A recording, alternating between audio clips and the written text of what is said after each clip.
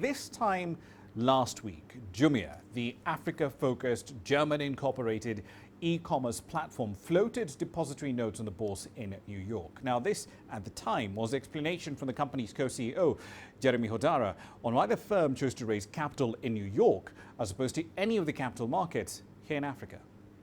We chose New York because we felt this was a place where the investor had, the most experience and the best understanding of both building marketplaces and also operating in emerging markets. And since we are building e-commerce in Africa, we felt this was the natural place to list. Now that investors do seem to love the company for the first week of trading is anything to go by. Take a look at this chart. Jumia's shares peaked at just over $43 on the 16th of April. Solid trading volumes too. 2 days later, they closed about 12% lower, just over $35. Upon its listing, this company triggered a fierce debate on what constitutes an African company. Just look up the hashtag #JumiaIsNotAfrican for the details on that particular debate. Now, we will cover that angle in detail in just a moment, but let's lay out the key numbers for the firm. It operates in 14 countries in Africa. By end 2018, just over 4 million clients were using it. It had close to 30 million product listings across all of its platforms. Now, goods and services worth nearly $950 million were sold across those platforms last year. That's over 60% more compared to 2017. But remember, this is a company that's never posted net earnings, much less an operating profit. Its consolidated loss in 2018 was nearly $200 million, and that was 3% higher compared to the year before. Revenues by end 2018 were just under $150 million, and that was 28% higher compared to the year before.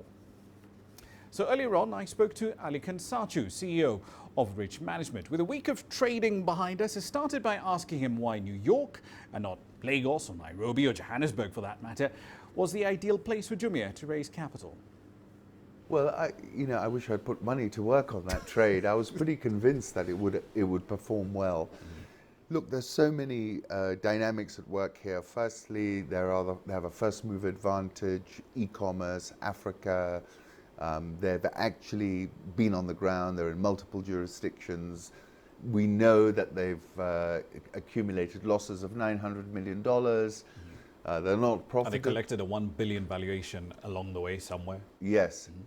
But when you take what I think we're looking at today is what the economist called blitz scaling businesses. I call them the platform economy. Isn't Jumia in itself a bit of a contradiction? Because as you say, yes, you're playing onto these trends, right? Africa, population of 1 billion people. Younger population, younger population, explosive internet access and so on and so forth. But then you look at the metrics of the business itself.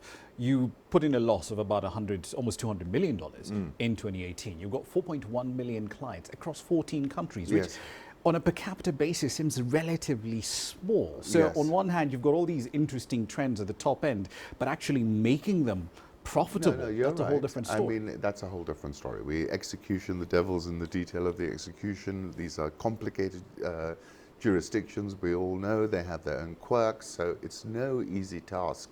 And when people talk of like a $1.2 trillion economy and all these consumers, we're not consolidated. We're still very fragmented. The market is not like a similar market somewhere in Europe where everybody's consolidated and it flows much better. I agree with you, but I think we're going back to this sort of unicorn type valuation, first mover advantage. Sure, that your numbers are right, but what is the target? The target is possibly 1 billion people. And the target is establishing yourself in the minds of, let's say, 200 million people before Amazon or before Jack Ma wake up. They chose New York to raise capital. Yes.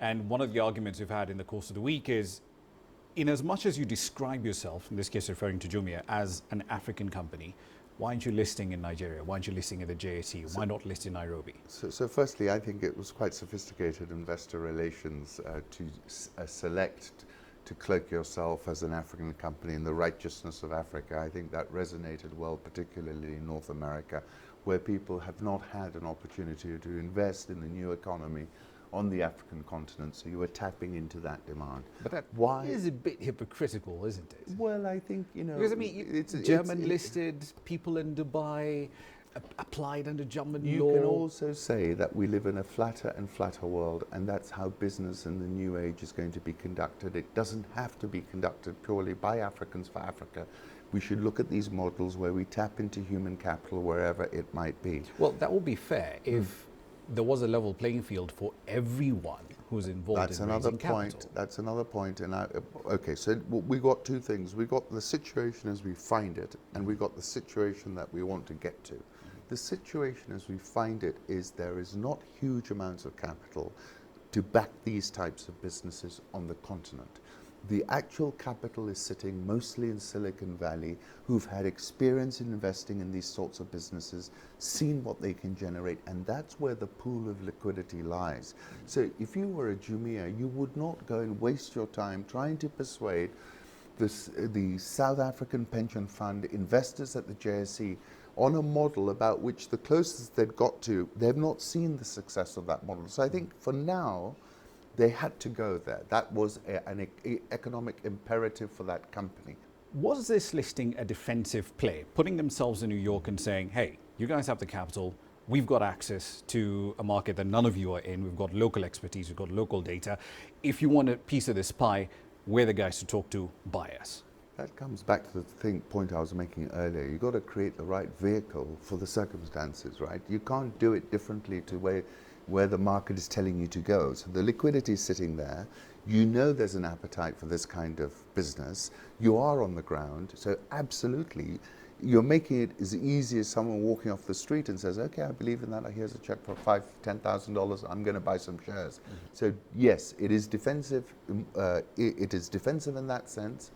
It basically puts you in front of probably the arrival of Amazon and Jack Ma's Alibaba, and makes you possibly a takeover target as well. So yes, I think it multidimensional, but it was they did it right. They picked a good moment in the markets when liquidity for this space was at a record. So absolutely, you've got to admire them for their execution and timing. Where's the value in this company? Because again, going back to the metrics, haven't made a profit in the years of operation. They're probably going to spend another $500 million. Yeah, they're going to spend a ton of money here. Yeah, or maybe another $1 billion. But looking at the business in its current form, right, ignoring what it might be in the future, with what they have in hand, 81,000 sellers, 4.1 million clients, 14 countries, and it's pretty diverse. North Africa, East Africa, so that's Kenya, Uganda, Rwanda, Tanzania, West Africa, Nigeria, plus of course Francophone Africa, Cameroon, Cote d'Ivoire, a few other places. It seems to me, and correct me if I'm wrong, that the core value here may not necessarily be anything else. It's the platform and the data that comes along with it. This is a platform economy trade, right, and data trade. In an asymmetric Africa, when you compare it to any other continent, they're going to have more data on more people. And you assume, although those numbers are small now, you'd assume it's going to be like a virus. If you're betting on it, you're betting it's a virus, that it's going to spread like this, and the numbers are going to increase exponentially. And that's exactly, and what is the most valuable thing in this whole 21st century economy today is data.